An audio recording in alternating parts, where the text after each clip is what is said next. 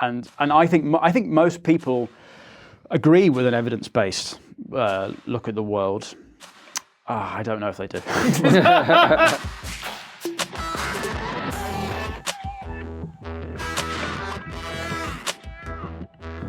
Hello and welcome to TRIGGERnometry. I'm Francis Foster. I'm Konstantin Kisin. And this is a show for you if you're bored of watching people argue on the internet over subjects they know nothing about. At TRIGGERnometry, we don't pretend to be the experts, we ask the experts. Our brilliant guest this week is one of our favourite comedians here in the UK, Finn Taylor. Welcome to TRIGGERnometry. Thank you for having me. And I think it's a weird time in society because I think the political left is trying to make you feel guilty for being white. And I'm not sure how useful that is, I think, you shouldn't feel proud about being white. I don't need to tell Australia that. But But I don't know how useful it is feeling guilty. I think there's a healthy middle ground between the two, Like, I have an African-American friend, and he came over to London. I was showing him round, and we ended up watching this blues band, right? And the blues band is 5 British white guys. And he kicks off, he's like, oh, this is bullshit. This is cultural appropriation. And I'm like, what do you mean? And he's like, well, it's blues. It evolved out of the songs that African slaves would sing in the fields. These guys are white and British. They don't get that shit. It's cultural appropriation because blues is inherently a black art form because of slavery. And I was listening to that thinking, well, yeah, mate, but as a white British man, you've got to admit, like, we had something to do with that as well. Like, I mean, you didn't enslave yourselves. We're the cunts that did it. I mean, you take white people out of that equation, you don't get blues music, do you? Yeah, look at you, oh, no, blues. It's important, isn't it? Because blues is the root of everything. It evolves into jazz, which evolves into gospel, soul, funk, disco, hip-hop, rap. You could almost say, couldn't you, that if it wasn't for white people...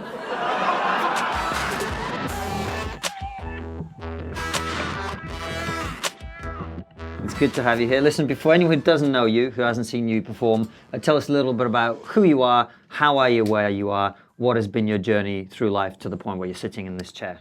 Well, I'm a stand-up comedian. I have been for 10 years. It's basically the only job I've ever had.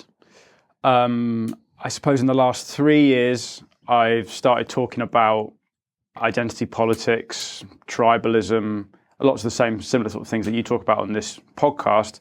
And it's since doing that I've had, I guess, a relative level of success. Well, you've been on Live at the Apollo, which is the biggest comedy TV show in this country at the moment, or stand-up. Yeah. Obviously, it used to be on BBC One at 10 o'clock, and now it's on BBC Two on a Thursday. But no, it's great to be asked. Really happy to be asked. That was an ambition. I do well at the Edinburgh Festival, but I do also manage to piss off a lot of people by doing that. Speaking of which, which is really one of the reasons we wanted to talk to you at this particular time is you had an article about you come out, I think it was Independent newspaper, wasn't it? Yes, which is an online blog, if you don't know. The Independent comment section, which is open to all, as became clear when I read this. They released this article that it wasn't necessarily about me, but it opened with this person who claimed to be a new comedian on the circuit. Well, the subject of the article was, as a comedian working the circuit, I am something like horrified by... these old jokes, regressive humour coming back into comedy. Now, there's lots of context. I mean, it's been since been disproved that he was actually a comedian. Lots of people on my behalf got in touch with The Independent that were way more angry than I was about it. Like Stuart Lee and Al Murray and Tom Rosenthal were all emailing The Independent trying to see if he was real or not, because they thought it might be like a spiked inside job, because it did sort of read like a spiked spoof of a Guardian article. But it turns out this guy isn't a comedian, but at the moment, let's say he's real.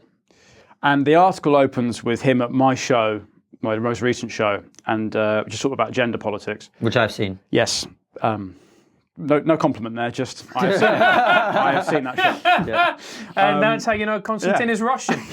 He deals purely in facts. I have seen it. I have seen it. The facts of the matter are I have witnessed this show. So he walks out of the show after halfway through, and in the article he says this is because it's regressive, Jim Davidson style he calls the show a thinly veiled rape apology. Which I totally disagree with. There was no thinness to it. Yes, I must just stress, because obviously most people watching this won't have seen the show. It's not. But what the show is, and what I think I do, is I like to take subjects that people feel very tense about and are often divided into very facile, kind of infantile binaries, and I like to just explore them and investigate all areas and angles, and I don't try and land on a specific side. I try and I take all the arguments in good faith. I think there must be elements of truth on both sides, so try and investigate a way of seeing both these things. So in this context, it was the Me Too thing, which is obviously this outpouring of rage about how women haven't had a chance to have their the crimes that have been committed against them properly processed. How do you balance that with the possibility of a hashtag ruining a man's livelihood when it wasn't true? Now, those are two problems that coexist, and it's childish to pretend that one doesn't. And so this is often what gets, if you say, you sort of get forced into a corner where you have to say, I believe every woman, I believe all women, or you would say, oh, it's all bollocks, they're all lying. And obviously those are both ridiculous. You have to find a way of dealing with both problems.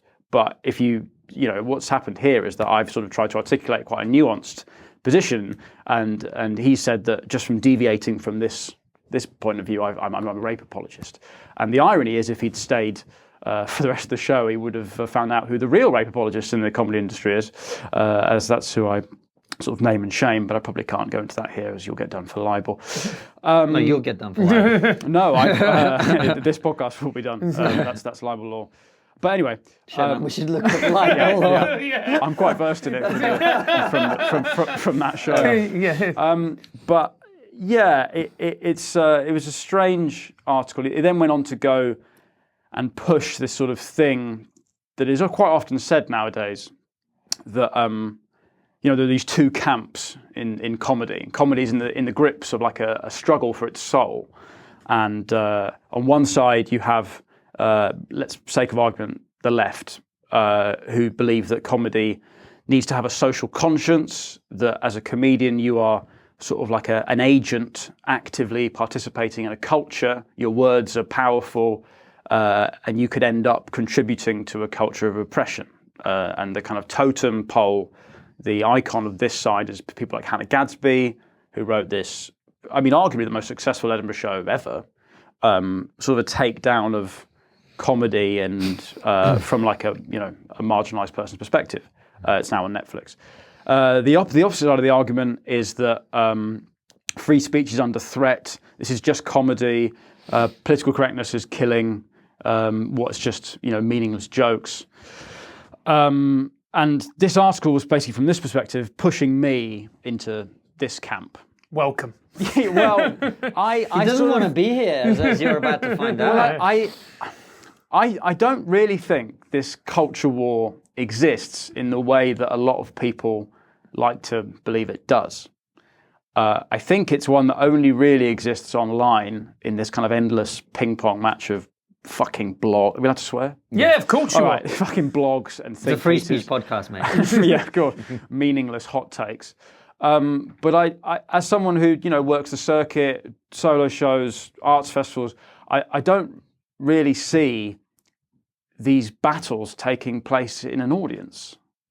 And so that's why I didn't really want to. I was asked to reply to this article in The Independent, which obviously I was like, well, no, I'm not going to work for you for free as a way of rescuing my reputation from you. But I didn't really want to play this game that they push you into a corner with, you were then accepting the terms of their sort of framing, aren't you? That, there is these two battles and one has to win and one is right and one is wrong. When I sort of think that, you can like different stuff. Like, me and Hannah Gadsby have the same agent. Yeah. The same person is responsible for both our careers in the UK. I think if this guy found that out, his brain would explode. Well, I'd love to call it art, but how is your cultural taste now informed by your political values? I don't see that as at all true.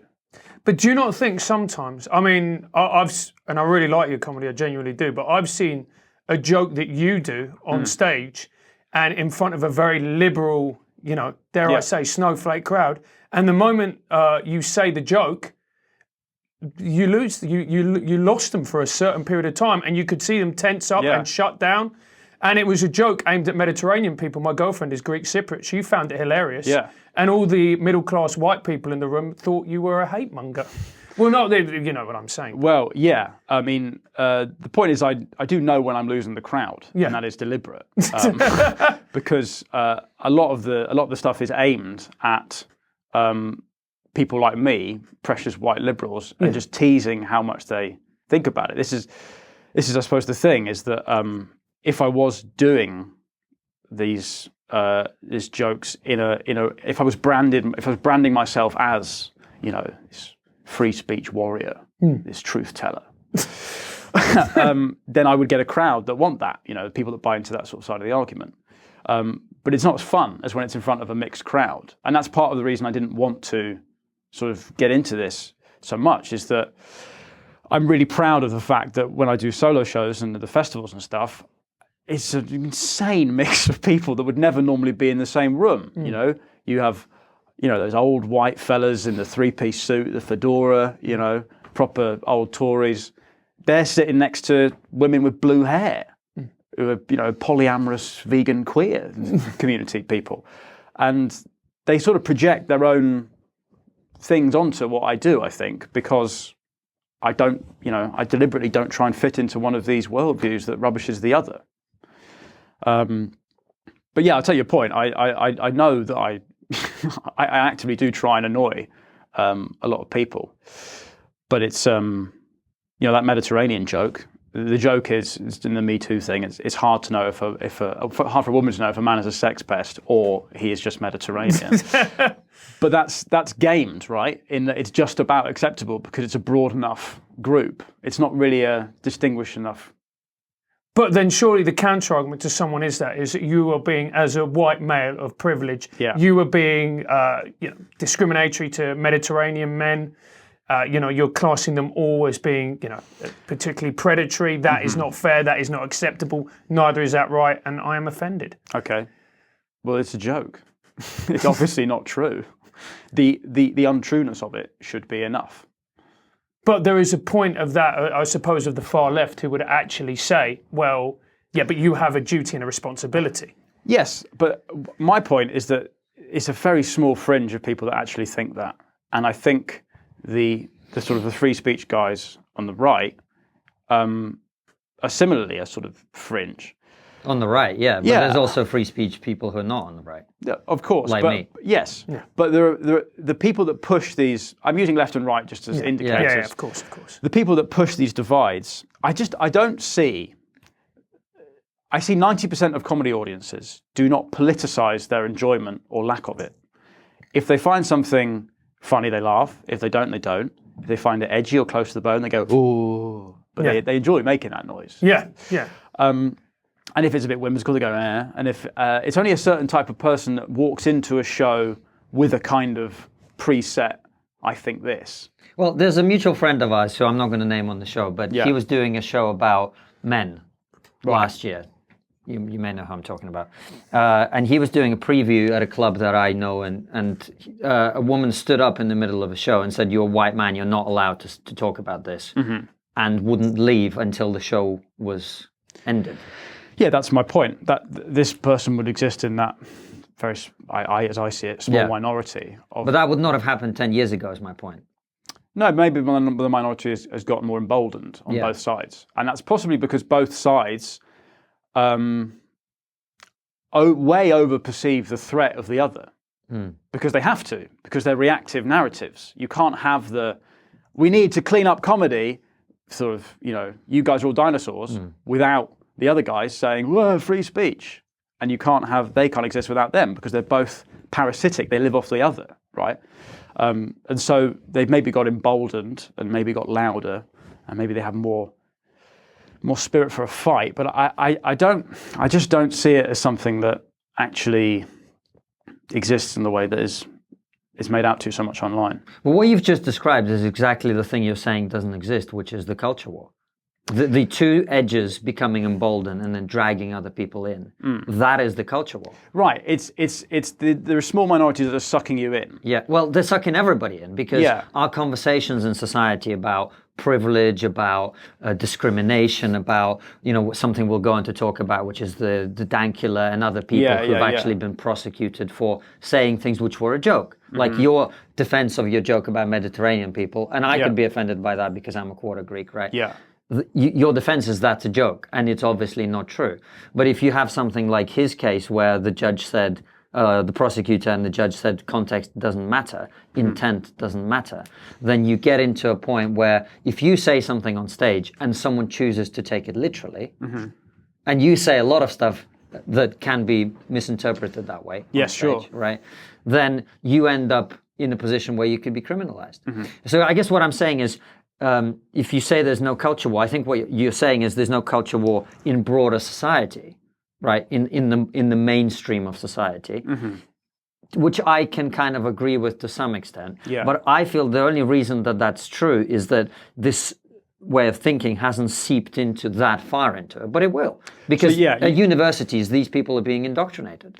So you see it as a precedent to a kind of dystopia. Yeah.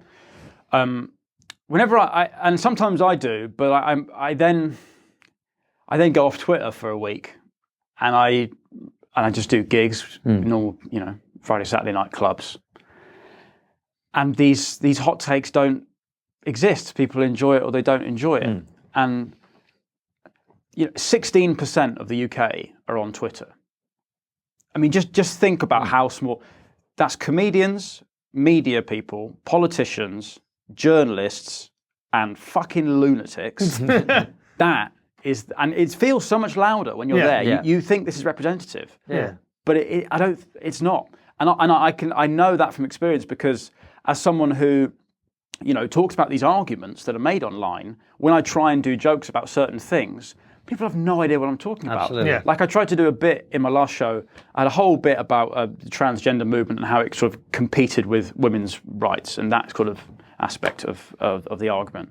Again, one that mainly takes place online. And I tried to do a thing about the term cisgender and say, this is a word for if you're born a man and you're still a man, which is good because I never knew what the word for that was. But people don't know what that term is. Yeah. Like the people that come and so it's and I really thought it was a funny joke, so I really kept trying to do it, but it just wouldn't fly because people didn't know what the premise is. Yeah. And so I do see these as sort of as fringe, mad discussions rather than something that is seeping in. Okay, so here's the point. Yeah. 5 years from now, Yeah, you're going to be fine doing that joke. maybe. You are. Maybe even this year, if you'd gone to Edinburgh this year, you'd be fine doing that joke. Because we're talking about, Piers Morgan has people talking about trans on national TV like every second day or whatever. Possibly. It's becoming a much bigger part of the conversation. So this obsession with identity is spreading. It's not just static. It's not just there's that 3% of people who care about it on one side, 3% on the other side, and it's staying there. In my opinion, it's spreading. We're talking about more and more. And it's not... Right now, maybe that's the 16% of people on Twitter, but it's spreading into mainstream society. Maybe it is. We guess we won't know until the future. What was telling was that all the responses to this article that was basically framing this debate were like, shut up, mate, it's just comedy. Yeah. Like, people didn't really have a lot of the responses to the article. The guy, I feel sorry for him because he had to remove his photo and get off Twitter because he was getting so much hate, which I don't condone, by the way. He, like, most people don't have the sort of vocabulary to meet these. That was what was noticeable, and that they're not participating in the cultural because they don't really know it exists. They're just like, it's just jokes, shut up. This is most people's response, I find. It does feel like a very insular, navel-gazing comedy media class thing, and you could be right. I don't know. Maybe it will spread out to the broader. But that's culture. That's why I'm concerned about it. It's not because I think that right now we live in an oppressive society where no one can say what they think. But there is a direction of travel. Well, right, and I guess I disagree that that's inevitable or it's moving. I always find it funny when people say sets a precedent, because there's often a huge caveat to that precedent. Like recently, there was the Shamima Begum case, where she was stripped of her citizenship, the ISIS bride, and it's a fair point. A lot of people from sort of second-generation immigrants were on Newsnight saying this sets a dangerous precedent, because could I just have my citizenship revoked? And the caveat is, well, do you want to join ISIS without any consequences? Like, that's a massive part of the context of that. So I sort of think when people say it sets a precedent, I don't know. It never seems to get. I don't know. I'm very unsure as to whether it actually it does signals a coming dystopia or whether it's just a loud fringe. I don't know. Couple of points I want to make. Number one, I think your Mediterranean joke is an undeniable truth, but it's things. As somebody it's the kind of racism we allow on this show. As somebody who is in a long-term relationship with a Mediterranean woman and her family, nailed it. Number one, and number two, I take your point about you saying the common person isn't interested in it, and the reason is because being a former teacher, most people are so wrapped up in their own lives. And, whether they've got family, they've got kids, they've got a job, they've got to hold down, they've got to do the school run, everything else, that these sort of wars that go on online, they just don't appear in the public consciousness simply because people don't have the time. However, I think the real danger is the people who dictate what it is that we consume in mainstream media are very much part of that particular ideology and war. And that's where I think it might seep in. So what you're going to get is comedy becoming more and more sanitized, as it were, and certain points of view not being represented. Like, if you think about it, the majority of people in this country in the referendum voted Brexit, whether you agree, whether you disagree. But Jeff Norcott is really the only pro-Brexit comedian that is on mainstream media. Yeah. I mean, I suppose that's true. Well, firstly, when you said that you think comedy is going to get more sanitized, it's going to get more sanitized perhaps on the BBC, but on Netflix, it's the opposite, right? And the BBC, I already know, are trying to catch up. So I'm not sure it will be sanitized, but maybe you're correct in that, and maybe this is where you might have a point, is that comics are increasingly branding themselves. They're taking a side on these sort of binary debates. And they can sell a lot of tickets that way, I suppose. In that, it's something I'm reluctant to do. I don't disrespect anyone for doing it, but it's something I'm reluctant to do. In that, I really like that my audience is mixed, and I like that they come because I sort of take the piss out of every side of a debate. I would be kind of reticent to brand myself as one or the other, because then you'd get people coming that they're coming because they think that you think the same as them. And I don't think that's for me, that's not as fun. I like having a bit of spice in the gig and trying to, toss ideas around in the knowledge that they might all be wrong, they might all be right. You don't know. And it's also more authentic as well, because nobody's wholly on the right, nobody's wholly on the left. Like we were talking to Peter Hitchens, I think Peter would describe himself as being more towards the right of the political Well, state. he's a social conservative, but I guess economically he's more of a social democrat. Yes, and absolutely. And he's in favour of the nationalisation of the railways, which is actually a left-wing policy. Well, I think most people are evidence-based. Well, no. Let's not. The cleverest people I find, like I was so excited when the independent group broke away from Labour and the Tories. So excited. And I don't think it's any coincidence that a lot of them are former barristers, because they want an evidence-based approach to policy, which is something that we've just sort of been abandoned by the two major parties, right? Both are sticking to fanatical dogma, and I think most people agree with an evidence-based look at the world. I don't know if they do. Most people should. It feels like maybe there was a time when people did. Maybe after the Cold War, when everyone cooled down a bit and said, these dogmatic ways of looking at the world don't work. But then that was a very brief window, wasn't it? Feels like we're back there.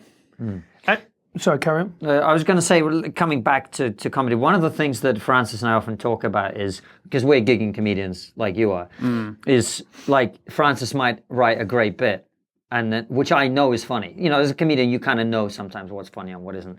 And there are certain clubs where he can't do that bit, you know. Or I have routines that 2 years ago were hilarious, and now everyone just goes, ooh. So have you seen a change in the 10 years that you've been a comedian in terms of what people find edgy? What the definition of edgy has changed? I don't know, because I wasn't really, it's only been about the last 3 or 4 years that I suppose I've been reviewed as provocative, is what it was called, provocative, edgy. I don't know. I mean, when you say there are some clubs you can't do certain jokes at, I never found that. Oh, really? Which is why I think the, you know, I know you. So you had a thing where you were told you couldn't. You had this contract to agree with it. Was it Goldsmiths or SOAS? Yeah, right. It's one of those two things. SOAS and Goldsmiths are basically the two, and that's obviously just. I see that as just, you know, silly students, righteous indignation. That is a phase that won't last. Like every generation will think that for a bit. I used to think like that. But I got older and whatever, read more. Similarly, there's a free speech gig, isn't there? I know that you guys have done. Yeah. Comedy Unleashed, yeah. Right. The reason there's nothing that I would do at that gig that I wouldn't do at any other show. Yeah. Now I don't know whether that's because I have a broken radar, but I've always just done whatever I wanted to do. And so I don't really see the comics being censored thing or the... But do you not think there are certain times, and maybe there are certain routines that I used to talk about my mum being a Trump supporter. Yeah. Which she is. She's a disabled Latin American 73-year-old woman who supports Donald Trump. Right. And which is funny. That is funny. Yeah. And I've done it on stage at gigs and people just shut down, just like that. They hear the word Donald Trump. And I've actually been booed. I mean, I was booed at Up the Creek, which everyone has been booed at. Is there a punchline in it? I'm sure there is. I'm just like, wow, that's a sick burn. I'm not. Is there a punchline to your routine, Francis? I'm not trying to burn. No. I'm just saying. Yeah. Maybe. So, I'm joking, Finn. So the punchline is like, but then I understand why people vote for Donald Trump, because it's very difficult nowadays to be a nice, kind, tolerant person. But we live in a world where estate agents exist. Right. Okay. Because every time I see a group of estate agents in my area, I behave a little bit like a racist. I'll see them. I'll think, yeah, it's too many of them around here. Yeah. They all look the fucking same to me. I'll go, look, guys, chill out. I'm not prejudiced. Some of my best friends are estate agents. I just wouldn't want one marrying my daughter. Because what happens if they had a kid? It would come out half normal, half estate agent. And we know what we call one of them, don't we? A recruitment consultant. Bang, joke at the end. Yeah. But I've just lost them. And before that, 2 years ago, or even a year and a half ago, that used to be one of the biggest bits in the set. And the recruitment consultant, bam. Because it's something silly to bookend what is a sort of serious political point.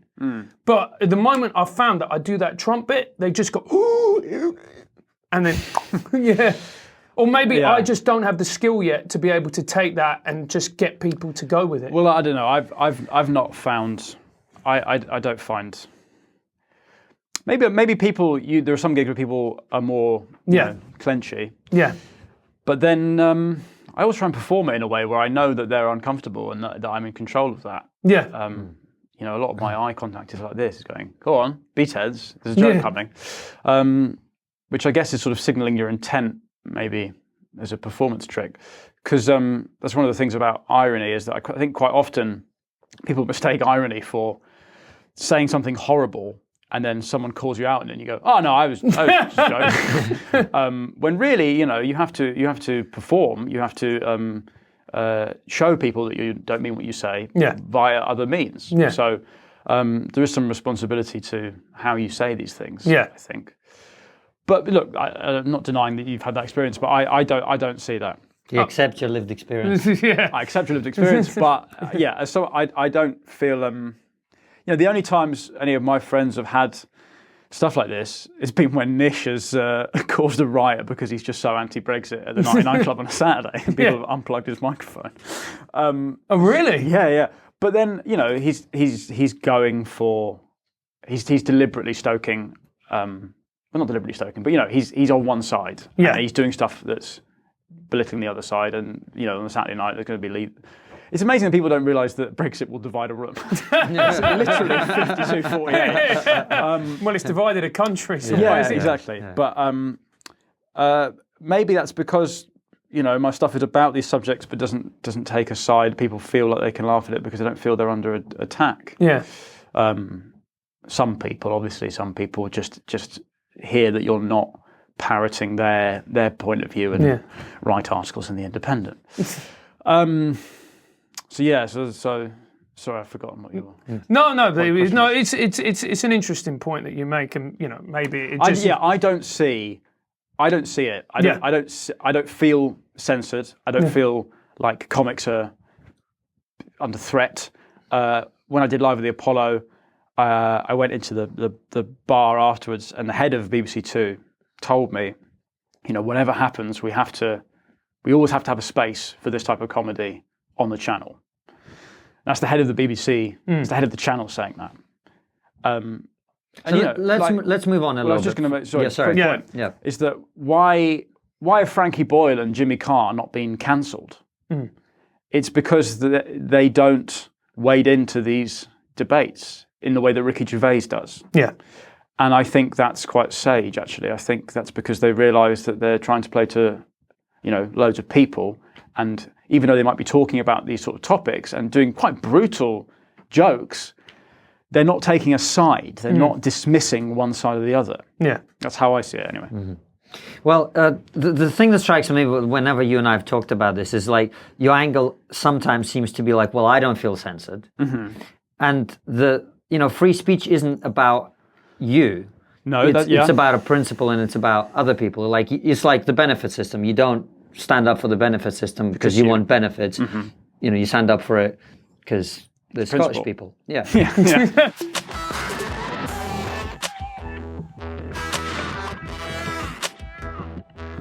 Speaking of Scottish people, let's talk about Dankula. Yes. That was irony, by the way, for our Scottish viewers. I'm half Scottish. It's fine. Are you? Yes. Yeah. Oh, My name is Finlay. Yeah. So that was one of the. You said you watched our interview with him. Yeah. Which has loads of people have commented. They've watched it. It was an interesting case. You said on the phone when we talked there were certain things you didn't agree with us about, or you took an issue with. Wasn't so much that. So I didn't really have an opinion on it when you asked me about it, and then I watched. Because I hadn't really paid attention to the case. I watched the interview, and I then watched the video in question. And I sort of see why he got into trouble, and that's not me saying that he should have gone to jail. I mean, I think it's quite telling that he hasn't. I'm not sure he will. But I mean, this is one of the weakest hot takes of all time. But the internet has changed everything, right? You heard it here first, people. On the internet. So when you do comedy for a channel, there is a team of lawyers that are attached to that channel. They're kept there year-round on retainer. And their job is to make sure that every joke, every premise, every sketch, whatever the show is defensible, because we have these laws around broadcasting in society that we all sign up to, that some things shouldn't be broadcast before a certain time because of children, some things are bad taste or whatever, and so we have these standards when it's a publicly owned channel like the BBC and other Freeview channels. That's the lay of the land. Now, one of the great things about the internet is that there's no gatekeepers anymore. You don't have to wait for someone to put you on a channel. You can just upload stuff straight to the internet, and if it gets shared enough, more people will see it than will ever see you doing something late night on BBC Two. However, there is no machinery there to uphold the same principles of maintaining the social fabric. It's just unfiltered, it's straight, it's direct. Many times that's a good thing. But how do you stop someone from just pumping hate speech into the ether? But hold on. Wait, can I just carry doing on? hate speech? No, let me just carry on. Yeah. Okay. Because when free speech is defended, it's always with the argument, well, there's a context. Context is everything. But I always find that the context is always just short of further context. It's always a convenient amount of context. Because I think you both agree that we have, there's a huge problem with hate abuse online at the moment. It's, young teenage girls are killing themselves because of things they're seeing. Today, as we record this, there's been a mass shooting in New Zealand, and it was being broadcast live on YouTube, and all it said was this might be an appropriate click to proceed. Right, that's the only. So it is totally unregulated. The big tech companies, they're all whacking off to Ayn Rand books. They're not going to regulate anything. Right? There's kind of these ultra libertarian ideologues, and so there is going to be this conflict over the next 10 years between state and internet. How do you protect people from the darker side of the internet? I think that's a contest that's going to happen and that should. That's my opinion. What I see the Count Dankula thing as is a sort of growing pain in that initial thing, in that it's ridiculous that it's clearly, he says it's a joke, it's context to a joke, but at the same time, he says the phrase gas the Jews however many, 40 times, and for a lot of that, the pug isn't really doing anything. And I'm not saying he should go to jail, but I sort of see this as maybe a misstep, maybe a heavy-handedness, but I see it as an initial foray in trying to deal with this conflict between state responsibility and an unregulated online space. And I can't help but feel if Count Dankula was a Muslim comic and that pug was watching videos of jihadis beheading journalists and 9/11 footage and like clapping and stuff, which might be funny, I can't help but feel that the same people defending him would be crowing for him to be banged up. Why? Because there is a context of Muslim men getting radicalized online, and that has to be dealt with, right? So this is what I see. There is definitely going to be a conflict, but I see it as something that sort of needs to happen. I think this is my opinion. I know this won't make him feel any better. And also a large part of this comes from the fact he's a YouTube comedian and will get way more viewers than I ever will doing a proper comedian. But I think what the state seems to have done is gone, right, you're fined £800, we're not going to take you to jail, which is a ridiculous thing to go to jail for, but justice sort of needs to be seen. They sent him a letter saying they will take him to jail after that interview. Okay, well maybe he will go to jail. I feel like there's several cases of people being like, you're convicted, we're not going to go to jail. They try and make the whole thing disappear quietly because they sort of realise it's a bit ridiculous. So that's how I see it, which I know is a nuanced point. But it's really vital that we have these discussions, and I think because going back to the polarization of the internet is where these conversations appear to take place in a public forum, and a lot of the time it just seems to be two sides screaming at each other with nobody really listening or sharing a point. You've just made a point, and it's enabled me to reflect, and I'll go away, ruminate, and change my point. Maybe my point will develop. The one thing that I'll leave, take your opinion. That's my opinion now. Yeah. But the one thing that I found worrying was the judge saying that context isn't important, and I found that particularly dangerous as comedians for everyone, because anybody's set, you can take something out of context. Yeah, sure. That's probably the most worrying bit. It's not the actual conviction, it's the judge saying context doesn't matter. But at the same time, name me a comedian that's in jail in this country. Name me someone that has had their free speech seriously threatened, removed. I don't see it. This is, I think, where the difference is you're talking about the present. Your focus is, in all of these instances, on the present. And I think I don't know whether Francis is, but what I'm talking about is the direction of travel. Right. Because Dankula is not the only person. There are lots of other people. There's Chelsea Russell. Who have been called by the police to check their intentions. No, Chelsea Russell was arrested, prosecuted, tagged, and she only recently won an appeal. Right. So she had her life ruined for 2 years because she shared some lyrics from a rap song online as a tribute to a friend of hers who had died, who loved those lyrics. Right. And it contained the N-word. Right. And she's white. And she's white. Right. So she was prosecuted for this, tagged. Her life was ruined by this. Yeah. Right. Police are calling, as you say, people who retweeted some kind of supposedly transphobic limerick and telling them that they need to check their thinking.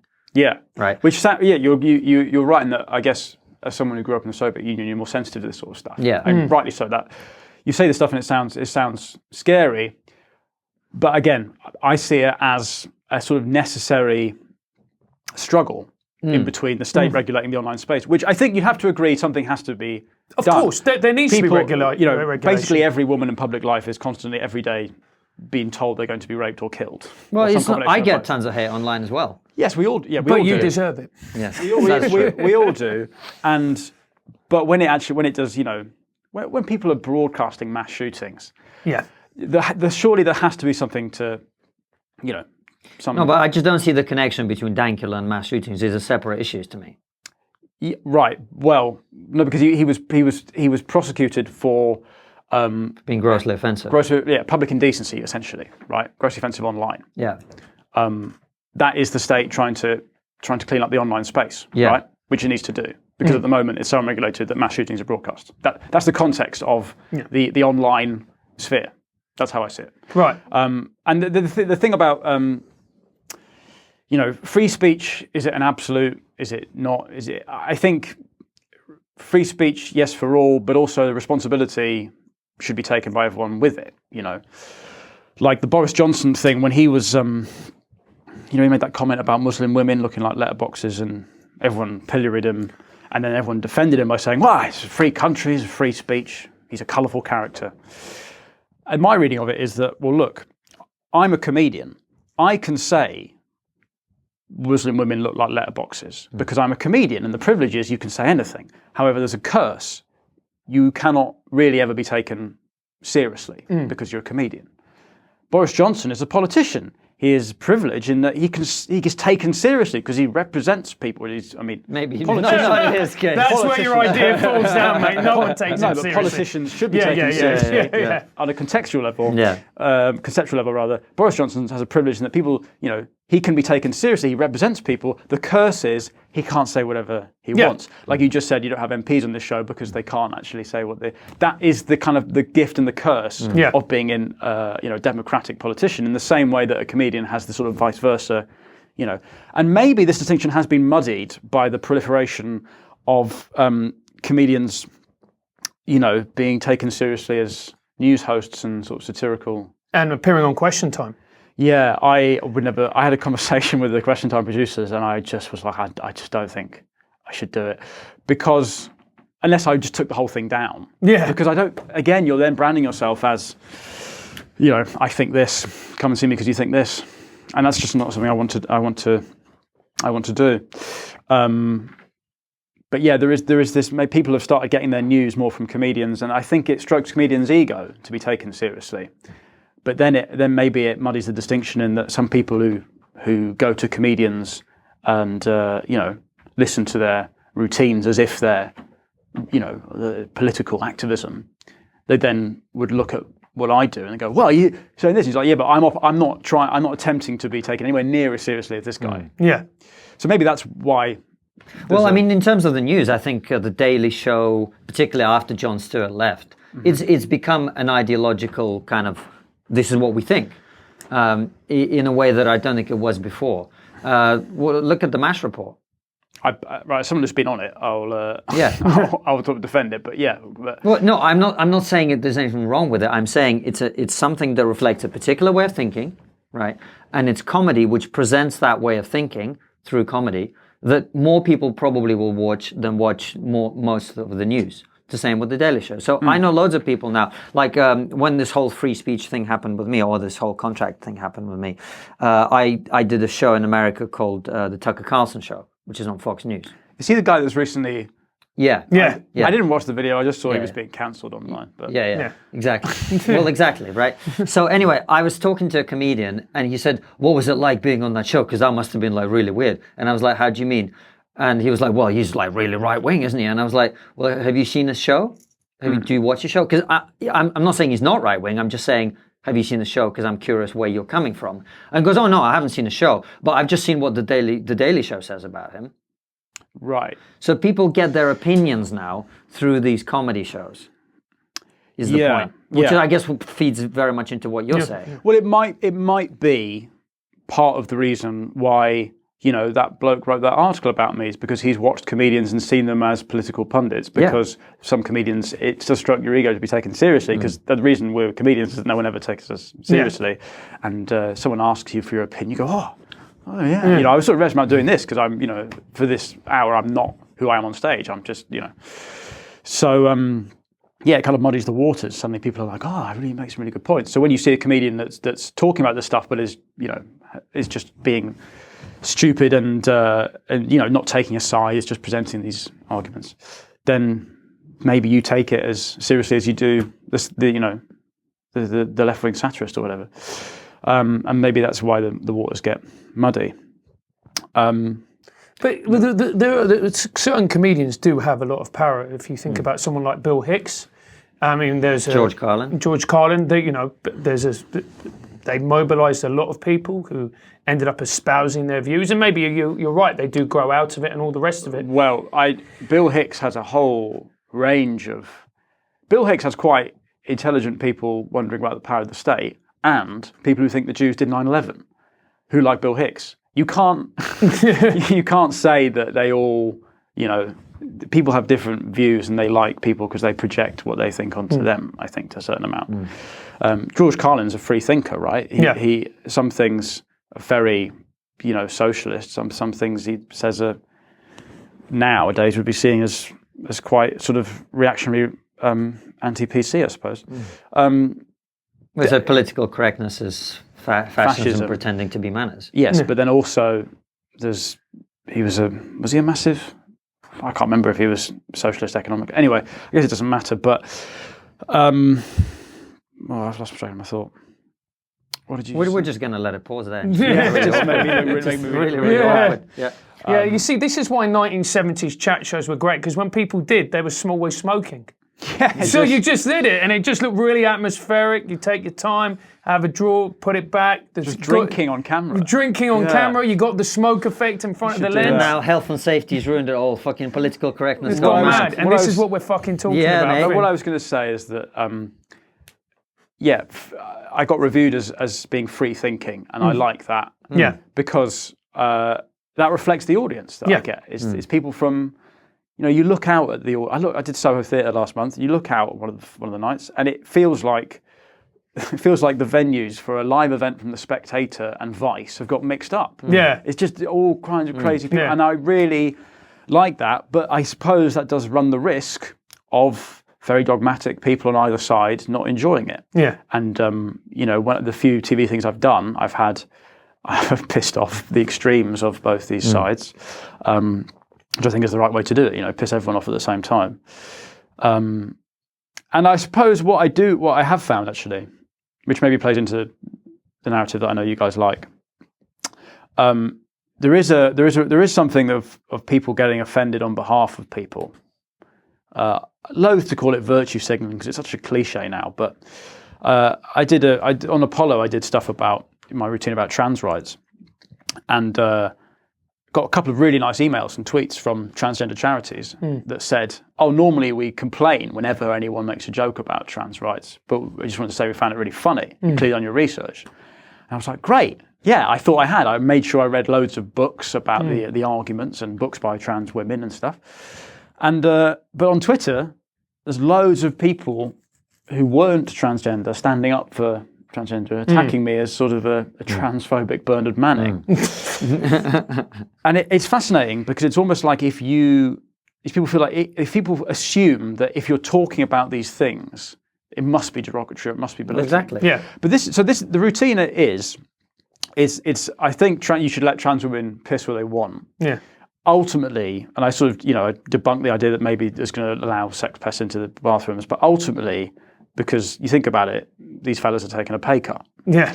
Now, that is a progressive joke on several levels, because what I'm saying is you should let these trans women into women's spaces because, in good faith, because when you transition, you lose a certain amount of male privilege. Yeah. And then you're acknowledging the existence of a wage gap. Yeah. Now, what's the funniest way of saying that? These fellas are taking a pay cut. Yeah. Because otherwise you're just parroting things. Yeah. So it's a very progressive joke. Yeah. But because, you're handling this subject, people seem to this is the point. This is exactly the point. Like, I have a bit about me being called a packy, which is absolutely true. Yeah. Right? I've apologised, mate, for fuck's sake. Right? And it's always Asian people that laugh at that joke. And it's always white middle-class people that tense up about that. Right. Right. Like you and I both have a routine about, always cheering for the white guy in the 100-meter final. Yeah. I have a routine about how we need a Special Olympics for white people, right? It's always the ethnic minorities who laugh at that bit. It's always the white middle-class liberal people who tense up about that. But what's your point about how this leads into free speech. So my point, it's not about free speech. My point is that when people get offended on behalf of other people, which is what you're saying, right? Yeah. Right. If this idea that we should all be super sensitive and super offended on behalf of other people spreads, right? And it's spreading from universities. This is where it's happening. It's not just that young people go through this phase. It's not by accident. Can I just, I hear that argument a lot, and I think what never gets said is that everyone is a dick at university and grows out of it. And Not everyone grows out of it. No, not everyone, but it's often said these ideas are indoctrinating students and they're spreading out. But what it implies is that students stay the same age and have no life experience.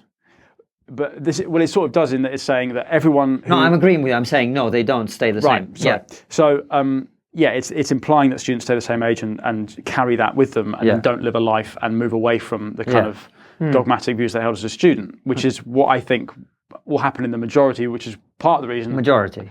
Yeah. Who's the most influential Democratic politician in America right now? Beto O'Rourke? I don't No, know. Alexandria Ocasio-Cortez. Oh, yeah, her. Right. Yeah. That's her. That's her in a nutshell. She is someone who's from that mindset, who's 29 years old, straight into being a congresswoman. Yeah. Right. So what's going to happen over time is that the people who come out of university, if they're not challenged, this is the point about you talking about online and hate speech and I agree with you. That's a really good point, I thought. And I thought the way you laid that out is Which one? the fact that We have to deal with. Dankula is a struggle over control. control versus that. I think that's a very good point. And I think we sometimes get into a partisanship about that that's not helpful. But I think that what's happening with universities is the reason that we have to push back against things like Dankula, this is my opinion, right? And tell me what you think, is that if that is a struggle, then people who are like us on the side of expression, right, have to put up our end of the fight. We have to say this is where the line is, right? Dankula was too far, right? Because you say you understand why he got into trouble, but you don't approve of him being convicted. Yes, but I suppose what these binaries make you do is they make you turn someone into like a martyr or a kind of icon. Yeah. I personally think Count Dankula should be buried like Bin Laden. Just dump him in the sea. No, but like it's why I'm loath to kind of defend him because. As I'm sure you'll agree, the free speech argument can get hijacked by people who just want to be Racist. Absolutely, yeah. And that's not him, though. He isn't. No, sure. But that's why I think you have to be more measured in how you see these things. And I do think whether it's the safe space, control speech thing or the free speech thing, I do think you sort of have to choose to think that way. Yeah. But sorry, Finn, I don't understand. I don't follow the logic of what you're saying. We have to be careful about defending free speech because some people will hijack it who are racist. Agreed. Yeah. But how is that relevant to Dankula? In that, the reason that I don't feel like struggling for Count Dankula is because I feel like this is someone who what he's doing, I don't feel particularly strongly about whether he didn't. I'm not sure whether he made an error or not. Maybe that's the point. Is that I'm not. I watched the video and I don't know if its intent is clear enough. Do you think he was doing some kind of? I'm just saying. Okay, he says gas the Jews 50 times, whatever. Yeah. Context is, I'm joking. It's a dog. Yes. I'm a Chelsea fan. Right, have been for years. Dad's always taken me as a kid. This season, as we record this, there's been a lot of attempts by the club to clean up anti-Semitic chanting. Away game, lots of Chelsea fans held banners saying SS, death squads, gas chambers, all this shit because there's a rivalry with Tottenham. Yeah, live in the Jewish area of London. Now, I've stood in the stands while people shout songs that have the word Yid in them and just horrible just needless anti-Semitic chanting, and thankfully people are shouting them down in the stands. But the argument they say is always the same: it's just banter, it's a bit of football banter. But Raheem Sterling was abused racially by a Chelsea fan in the grounds. Yeah. So where is the Where's the line? Where is the line in like the context of it being just banter at a football game? But the thing that with Chelsea, it's obvious. The intent is to hurt people. Yeah. But they would say oh, but no, we're just rivalry. It's just club rivalry. Yeah. And this is my point: is that it's at some point the line is going to get so fuzzy that I genuinely just I don't know. And I understand the argument that we have to defend him even if we don't like him because that's what free speech is. But at the same time, I'm someone who believes that the public space has to be a bit cleaner online. And so there's going to be things that are right to the edge, and I'm more interested to see how it plays out. And maybe there'll be a point that someone crosses that line, and I'm like, "Fuck this! This is my limit for free speech and art, if you can call it that."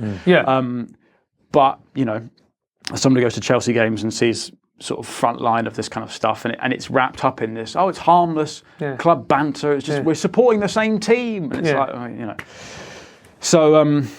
I guess my point is that it's very nuanced, and I would like to emphasise that it's nuanced. And in order to do that, I don't feel like because people will just take your support as you're that side of it. Yeah. And that I guess that's part of the reason that I didn't want to write reply to the independent ones come on here. I want to try and articulate this huge middle ground that is so often unreported that most people think in these kind of this middle ground. Yeah. And all these debates that happen online, it's either you believe in free speech or free speech equals racism. Yeah. And my point is, I'm not going to say the buzzwords on either side because I believe this is a struggle that is playing out. That's sort of my point. Yeah. No, you made that point very well. Yeah, and it's great, and it's really, really lovely to hear a different point of view as well. Well, thank you for allowing me to articulate it. No, I'm sorry, it's quite really good. It's a very useful conversation, Yeah. I think, and I think it's having these conversations that allows us to find where that line is. Yeah.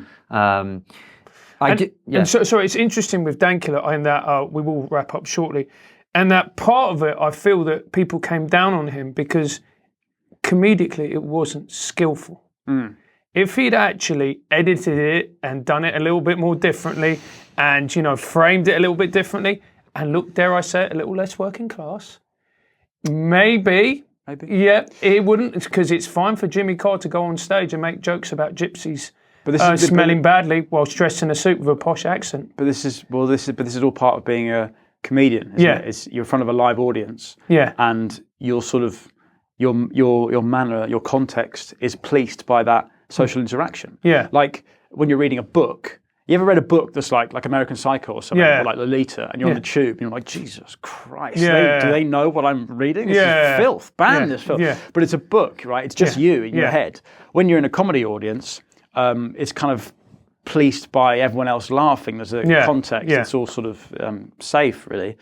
And I suppose that's maybe one of the reasons why Dankula had, it was straight to the internet, which is a place of genuine anti-Semitic hate incitement, and so maybe that's where these things fall down. Maybe if he was someone that did more live comedy, he would understand the kind of, or maybe he would it'd be more intuitive, his sort of sense of displaying intent. That's I mean, it's also as well, I do think that class plays a part to it, because when you see Jimmy Carr, there are certain jokes that he's done. Gypsies being a prime example, where you go, would you have got away with that if you looked and sounded like Marcus? Absolutely I'm not sure. Absolutely not. No. But there we go. I think that might be a good place to end it. Listen, man, thanks for coming in. Thank you for having me. As I said, I think it's very useful that you've articulated that centre ground. It's made me think quite a bit, actually, in terms of what I think. I do think that within the context of what you're saying, if there is that struggle to define the appropriate level of unsafeness, let's say, that we have, then there've got to be people like us who go, okay, well, we hear what you're saying, right? Yeah. But there's certain lines we don't cross. And maybe that's true, but what's also true is that position is now tainted in the binary, isn't it? That's you saying both. Well, exactly. The position of saying, well, we have to defend this guy is tainted. So you can't, you're saying that doesn't help. Yeah. So that's why I'm loath to defend him in the way you do, because I actually want people to move past these just endless Yeah. Yeah. So do we. Headbanging. Yeah. really. So do we. Yeah. And it's good. It's good to have you. Listen, last question we always ask is, what's the one thing no one's talking about that we ought to be talking about? Please don't make it about Mediterranean people. Oh no, you ruined my joke. I was going to say Greeks. Somewhere my girlfriend is clapping her hands. What is the one thing people are talking about they shouldn't be talking about? The other way. Okay. Your thesaurus instinct has come out there. You've gone. What's the one people are talking about? They shouldn't be talking about. Yeah. It's the let's say automation, and I guess that feeds into that idea of regulating whether you regulate the internet or not. Our relationship with machines, whether it be, how is it going to change capitalism? How is it going to change work life? How are we going to make algorithms ethical? All this stuff, it's being completely ignored by both major parties, most online commentators. How do you make communities feel vital when everything is done, remotely? All that stuff is nowhere. It's probably tied into Brexit as an underlying cause of it, but it's not. It's just been lost in this endless headbanging over whether we should be in the EU or not. Yeah. So I'm going to say that automation. It's a fascinating point, that automation thing, and the algorithms especially, because I remember there's an Israeli historian called Yuval Noah Harari. Yeah. He talks about this, and he was saying that the automated cars of the future, someone somewhere is going to have to make a decision if you can kill a pedestrian or crash into another car. Yeah. Someone's going to have to sit down and go, I think we should kill the pedestrian. And then who's that person? Right. You see the ethical Yeah, mindset of yeah, that character. exactly. Yeah. Absolutely. Incredible. Anyway, thanks for coming on. Your Twitter is? At Finn Taylor At Comedy. Finn Taylor. You're off to Melbourne very shortly. Yes, there all of April, and then I've got one last show of the infamous rape apologism, which is on I think it's the 3rd of May at the South Bank in London. And the show is called When Harassi Met Sally. So follow Finn on Twitter, check him out. He's one of my absolutely favourite comedians, even though he's completely wrong on free speech. No, I've always been a big fan of yours, as you know. Thank you. Finn is really, really good. We might even put a little clip of Finn's comedy into this thing. Yeah, absolutely. And then we'll cut the bit of me saying that. Yeah, and we've also got quite a few Aussie followers and viewers, so go and see Finn. He's brilliant. And my girlfriend genuinely really likes that Mediterranean joke. And in fact, she's insisted that we go and watch your show. Oh, brilliant. So she can be exposed to more hate speech. Right. And on that note, thank you very much, guys. Constantine, do you want to do the outro? Absolutely. As always, follow us at TriggerPod on Twitter, Facebook, Instagram. Subscribe to the YouTube channel. Click the bell button next to the subscribe button. And we will see you in a week from now with another brilliant episode. Absolutely. Oh, and one more thing, guys. If you think you've subscribed, YouTube has a nasty little habit of unsubscribing you. Please make sure, please check. And if it has, re-click the bell button and all the rest of it. And we'll see you next week. Bye-bye.